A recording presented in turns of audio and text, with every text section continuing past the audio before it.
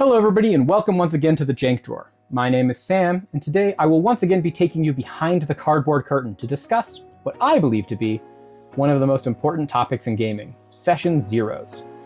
This is a subject that should be more familiar now than historically, as many of the various actual play shows across the internet will reference their session zeros as part of their development process leading up to recording. But there's only recently been a push in more formal channels to describe what a session zero is and how to run one.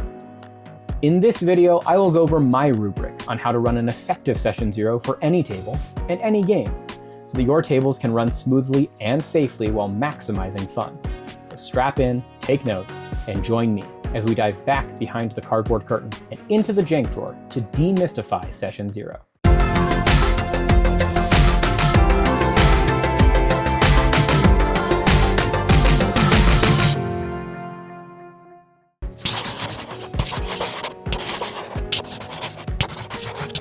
First, let's explain a session zero.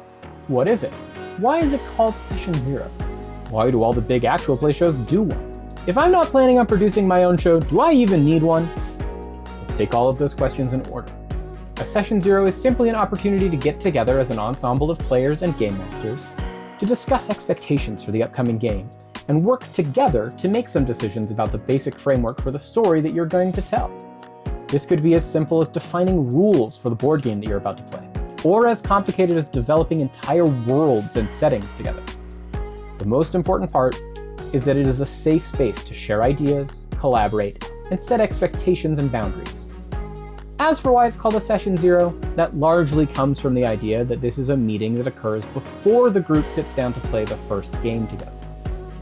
In the settings of large actual play shows like Dimension 20 or Critical Role, this would likely resemble a series of meetings as either a full group or individual teams as a part of the pre-production process before principal photography begins, so that they can all be aligned visually and mentally before playing.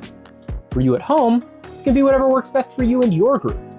If you only have 5 minutes before you start playing whatever game your friend brought for game night this month, I still believe there is some merit to a quick discussion as a group before you start playing, maybe while you're setting up, to make sure you're all on the same page about rules, expectations, and how to play.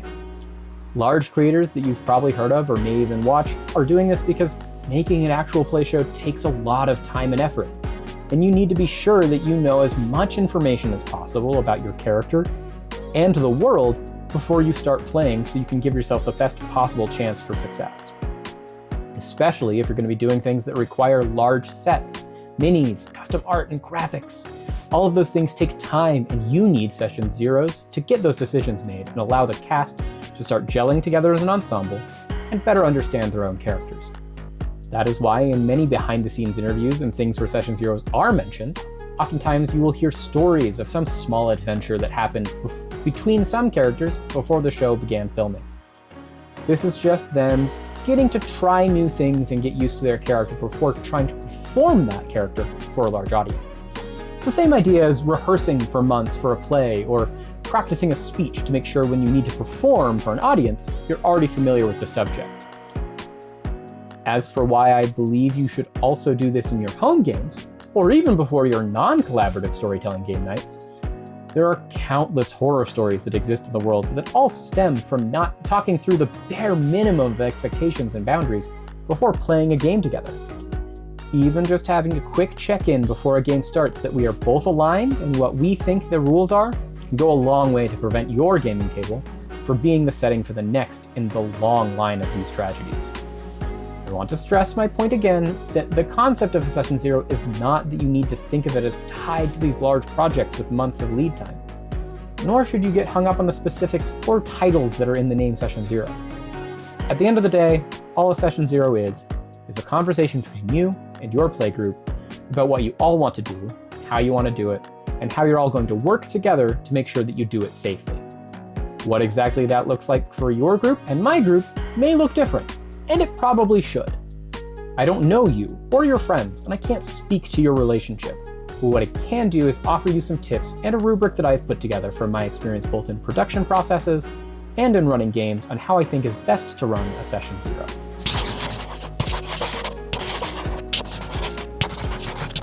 The goal of any Session 0 is to set expectations for the upcoming story and begin all of the necessary work to start fleshing out the key details of the campaign.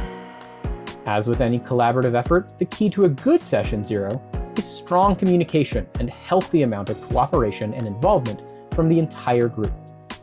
To encourage that, it is therefore important that in the first Session 0 meeting, all planned members of the gaming group are present and encouraged to be active participants in the discussion. There are two main roles that a person can hold in these discussions, either facilitator or participant. As the game master, it will usually fall on you to be the facilitator for these discussions. If you remember the conversation that we had on what differentiates game masters from player characters in our last episode, you should be able to see some similarities here in Session 0.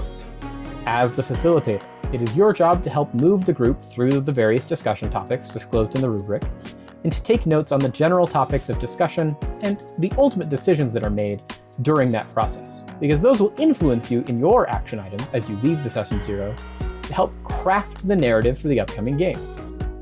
You will also have more active role in encouraging that all members of the group are participating equally and voicing their opinions, as well as weighing in or arbitrating any confusion or disagreements that may arise with your own opinions and knowledge to help reach amicable decisions for the group. On the other hand, as a participant at a Session 0, the onus is also on you to have come to the table with your own ideas, prepared to share, and the ability to pay attention to the discussion as it goes on, to contribute to it and help shape the ultimate form of your game's narrative. You're expected to be a respectful and equal collaborator with all other participants, working together to flesh out and enrich the experience for everyone. If these conditions are met, then a Session 0 should feel like a safe and controlled environment, where everyone's opinion feels valued and understood. Priority 1, as always, should be the safety of everyone involved. And then a close second is that everyone involved has fun, because at the end of the day, this is a game. We are all friends. With that out of the way, the recommended rubric for what should be discussed in order during Session 0 is: first, welcome and set expectations. Second, basic improv rules. Third, a safety discussion. Fourth, lines and veils. Fifth, a discussion on genre and tone. Sixth, setting. Seventh, the phases of play or scope of your game. Eighth, building characters. And ninth, assigning action items. If you follow all of these steps successfully, at the end of your Session 0, you should have accomplished the following things. Defined expectations for the group. This could be story beats that each individual wants to hit. It could be classes they want to play. It could be ideas they want to explore or concepts. You should have clearly understood and explained safety mechanics that are in place. You should have a general feel of the tone, genre, and setting of your story to start building from. Your participants should all have, at the very least, an idea of what character they want to play and how they relate to the other participants' characters at the table. And everyone should have a task or assignment to complete between the end of your Session 0 and the beginning of your first session. I know that sounds like a lot, and that this is a lot of information. And I could probably do full videos on each of these steps in the future in depth if desired. But for now, let's do a brief overview of each of them to walk through an example of a typical Session 0.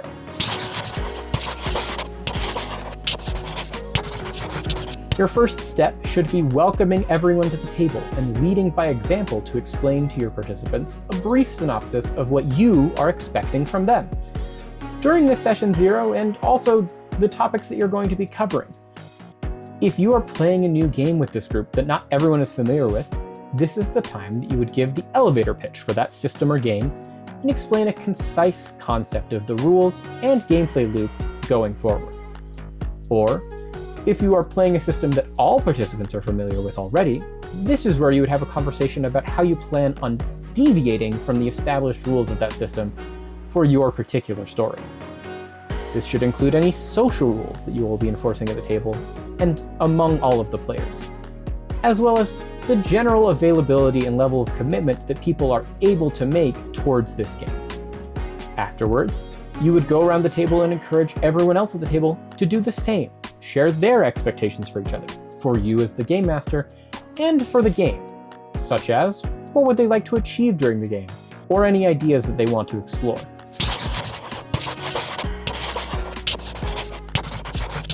After we've had our discussion of setting our expectations, I find it helpful to go over some basic rules of improv with groups, specifically in collaborative storytelling games, just because not all players will have had the same comfort level or experience with role-playing, or even just playing make-believe in general, and it can be helpful to go over the basics. Again, first, yes and. The first rule of improv is to try and constantly build off of the ideas that other players in the environment have given. Second, add new information. In a scene, always try to add to the scene in the environment, not just take away from it. Third, don't block other players. Don't try and get in the way of other players or steal their moments. This doesn't mean never interject, it just means never undercut or steal someone else's hero moment. Fourth, avoid asking questions that don't add to the scene. Try to always find a way to either learn something new or invent something new so that other players and yourself can continue playing. Fifth, play in the present and use the moment. This requires that all players are paying attention to the scene so that we can all improve each other's experience and keep the story progressing. Don't get hung up on the failures of the past, and don't hyper-focus on the future. Just worry about the now and let everything else figure itself out. Sixth, be specific and provide colorful details. Try to be as descriptive as possible when you're doing actions and paint pictures with your words, because when you do, it gives more opportunities for your fellow players to build off of your choices. Seventh, change. Allow yourself to be affected by choices both of your own and others. Characters are not meant to be static pillars, they're meant to be real people. Real people respond to stimulus and change and grow from it. Eighth, for serious and emotional scenes, instead of trying to force a mood, focus instead on the relationships between characters and on the characters themselves. If you have a good grasp on who your character is, why they do what they do, and how they're related to their scene partner, everything else will usually come naturally. Finally, don't be afraid to make big swings. The larger the choice is, or the more off-the-wall and zany the plan, the better an opportunity it is for the narrative to progress and for your fellow players to join in. So don't be afraid to make big decisions and choices and explore their consequences. Usually the only reason you can feel comfortable doing these things with your players is by having our next discussion about safety rules.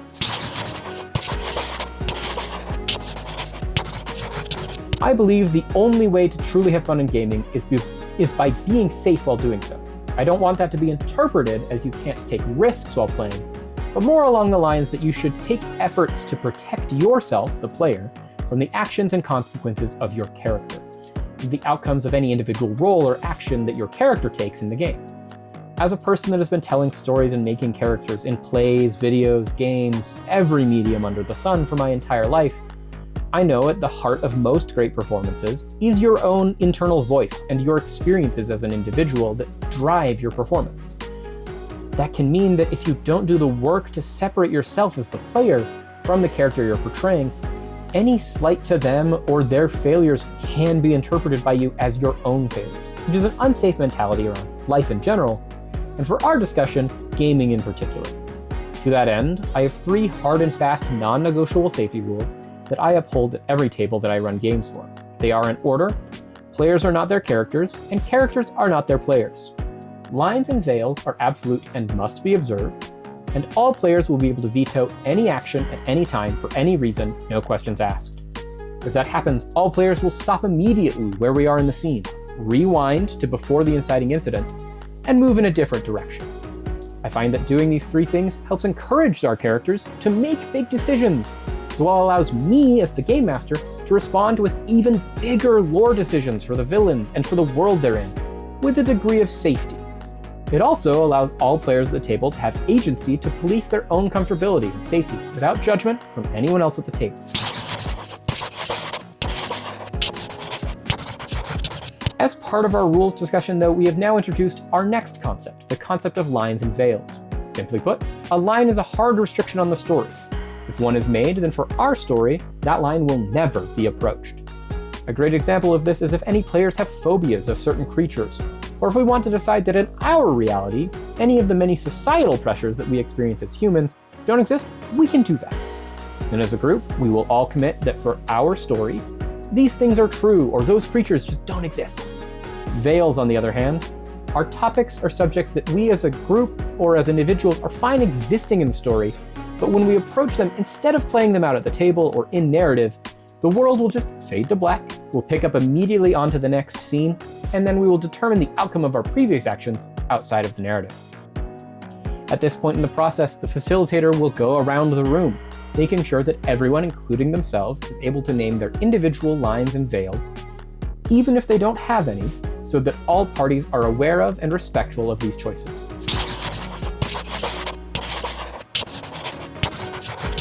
Next, we get to start the fun part of a Session 0, where as a group, you all get to discuss the specific elements of your unique narrative.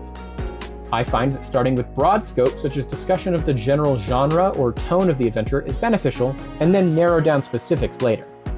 But your group may be different. The main point is that you should all work together as collaborators to decide the key inflection points of your narrative. Are you playing a Western? Is it a fantasy? Are you playing it serious? Or is it full of whimsy? How you reach your decisions is up to you and your group, but as always, make sure that everyone gets to say their piece, and try to come up with something together.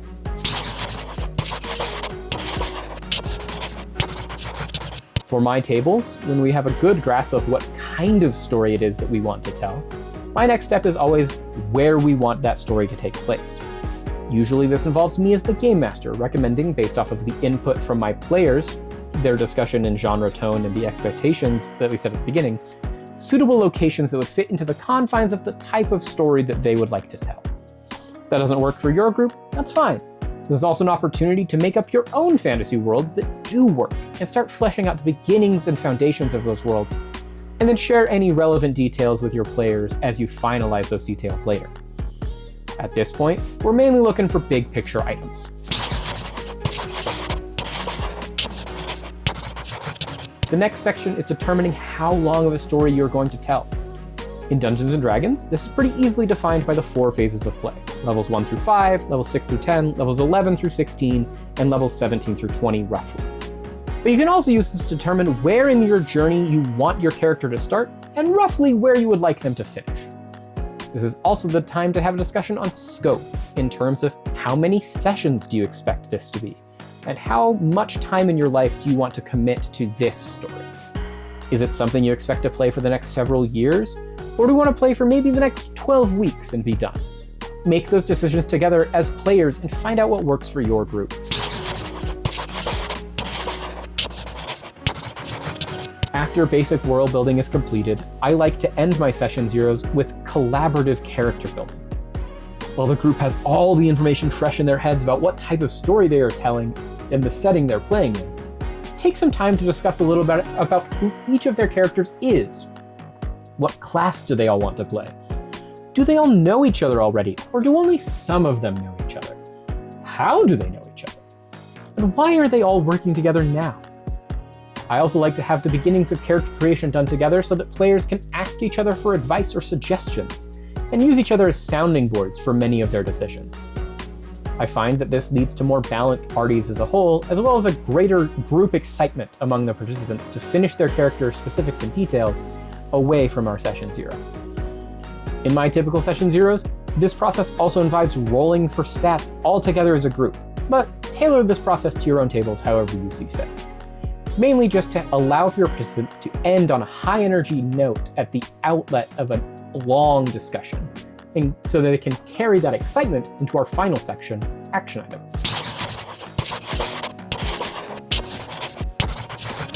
I once heard it said that no meeting can be considered productive if anyone leaves the meeting without a specific task that they must complete before the next one. While that might be a little corporate for a discussion of Session 0s and gaming groups, I do think there is a grain of truth in the ability action items have to be able to continue to captivate participants between the end of Session 0 and the beginning of Session 1, to preserve that excitement that they have to begin playing. In my experience, by the time everyone leaves the table at the end of Session 0, you should have built a pretty long list of expectations, setting, genre, and tone that the Game Master will take away to use to craft the encounters, narrative, and world that your story will take place in. Participants will have detail work that they will need to finish to polish their characters and their backstories. To aid in that work for both parties, I have come up with a series of 4 questions that I ask all my characters for long-running games that players are encouraged to think about and answer in their own character's voice before Session 1. These are inspired by the 3 questions that Jerry Holkins asked his players for Acquisitions Incorporated the C Team, and are as follows. What is a secret that you have never told anyone? Who is someone that you trust implicitly? Who is someone that is out to get you? And what is something that you would kill to know? I will then usually make myself as the game master available as often as needed for my players to go over these questions and help flesh out any last-minute details about backstory and character choices one-on-one to make sure that they are as prepared as possible before we all sit down together again to start playing the actual game.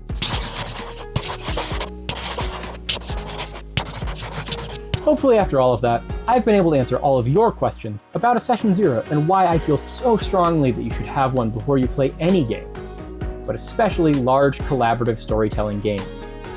I hope you find the rubric useful at your tables, and while going through the process is lengthy and time-consuming, I still think that if you're in a time crunch, even having a quick conversation before you play any game about expectations and safety rules is a great addition to any table for any game. If you want more resources about this topic, I will be making more videos about it in the future for specific scenarios. There are also some great ideas discussed for Dungeons & Dragons specifically in the new 2024 Dungeon Master's Guide and Player's Handbook, as well as in Tasha's Cauldron of Everything. I will also leave a link in the description to a video by Loading Ready Run that shows the recorded Session Zero that Jacob Burgess ran before the first session of their Vampire the Masquerade actual play show, Not a Drop to Drink, Victoria by Night. It helped me cement a lot of my own theories around this subject and start investing in seriously thinking it through and writing down all of these things several years ago. With that, I hope that you have found this all useful at your own tables, and would love to hear about your experiences if you use any of these principles in your own games. It was a lot of fun making this all for you, and if you liked it, it would mean a lot if you liked the video and subscribed to the channel. Making these videos has been a great outlet for me, and seeing the response to them makes it a lot easier to keep going. That's all for now. Once again, I've been Sam, this has been the Jank Drawer, and I hope to see you again next time behind the cardboard curtain.